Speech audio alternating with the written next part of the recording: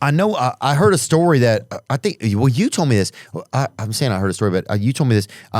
How did things fare like with some of your first marriages? How did things like when you look back on your love life? What do you think maybe could have been a little bit different? I know you said that you kind of gave more maybe than you got. It felt like at times, or like you got to have both people loving just as much to make it work.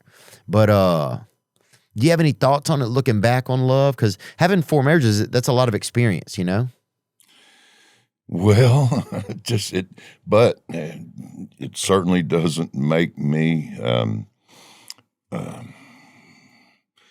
very good at it. I've got a pretty bad track record. Yeah. So don't take any advice from me, man. I'm no authority on what makes everything great, but did you learn anything along the way though? Like really? Well, sure. I mean, you learn what not to do, Yeah. Yeah.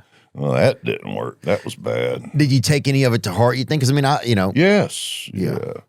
Yeah, a lot of the bad stuff that I used to do, I don't do anymore. Amen. Yeah.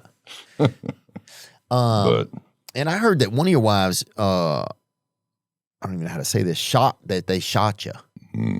Is that true? Yeah, I took it a little far, I thought. That was uncalled for. That was totally uncalled for. Just leave. Yeah. Yeah. That's a true story? Let's just call it quits. And we don't have to go that far. Yeah. Do you think she shot you with the intent to take? I don't think so, man. I don't think she even had any idea what that gun was going to do. I'd never seen her hold a gun. I'd never seen her shoot a gun. I knew she had one, but I'd never seen her use it. I mean, yeah, I had a bunch of guns, still have a bunch of guns, and I shoot them, pretty often. But I'd never seen her do that, and I don't think she knew what was about to happen when she pulled that trigger. She thought it was a toy. Was she saying anything as she was pulling it? Was she pulling it like in a fit of anger, or was she just kind of? She was mad. Yeah. Okay. Wanted me to leave, and I wasn't going to leave. So that's how it went down. How did it hit you? She put it under my left arm, and the bullet came out under my right arm, so it went straight through. Did you have your hands up or something like that? I had this hand out like that, reaching for. I told her to give me the gun. She just shot me. But what did it feel like? Like a bee biting you? Man, I think when one is that serious, your body protects you. You just go into shock. You don't really feel anything. I just remember getting up off the floor and then taking a few steps and then going back down. And that's all I remember. You blacked out? Yeah. No way. Yeah. I mean, yeah. So, I didn't really feel like it really hurt me, And where did it go through your body? It went under this arm, came out this arm, so it went straight through. It went straight through my heart and both my lungs. Nuh-uh. Yeah. Oh my It was a kill shot. And the only reason that I survived was because the doctor said the only reason I survived was because the bullet went through at point blank velocity, at muzzle velocity, so it didn't have time to mushroom. It was just, muzzle velocity, so it just went straight through. Oh, I see. So and after that, it would have mushroomed. Yes. Damn, bro. Thank God she shot you so close then. Yeah. In a way, God. I mean, that's crazy to say. Sorry. God, I'm just not good at supporting people.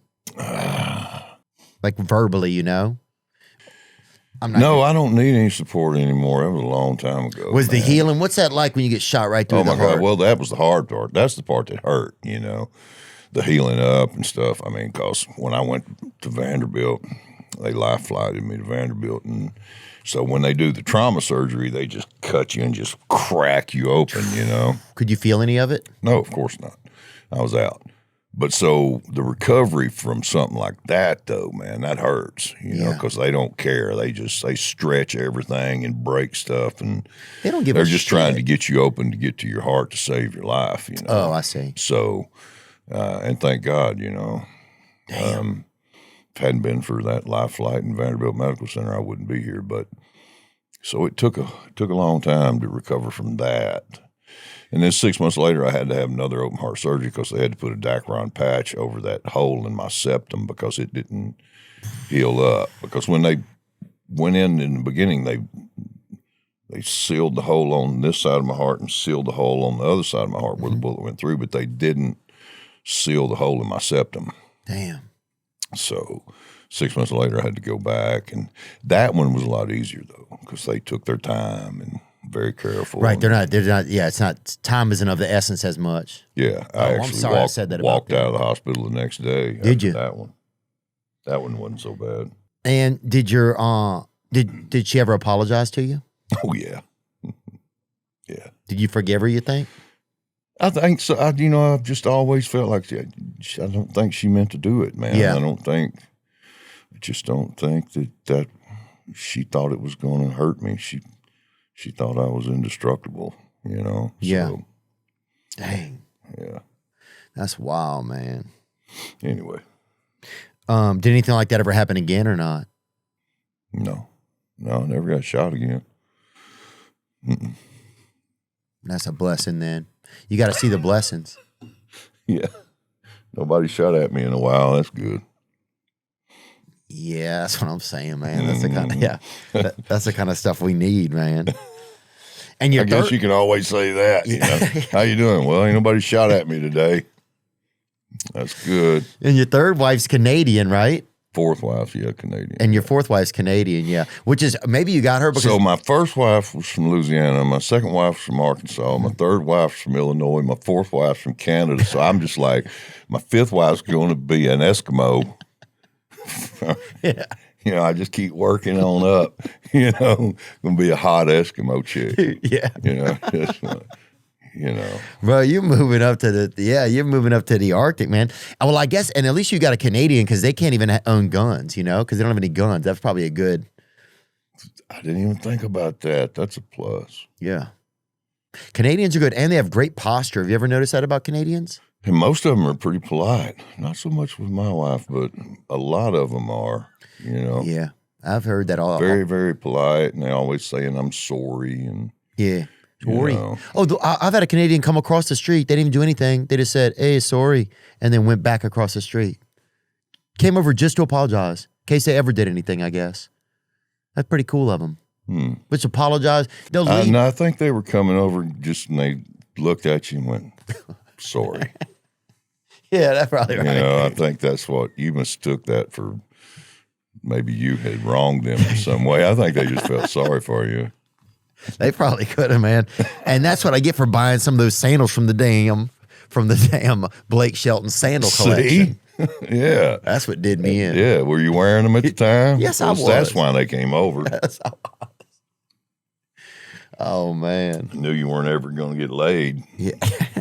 So they said sorry. There's nothing sadder than some woman invites you over and it's got to be sad she opens the door and sees those sandals on.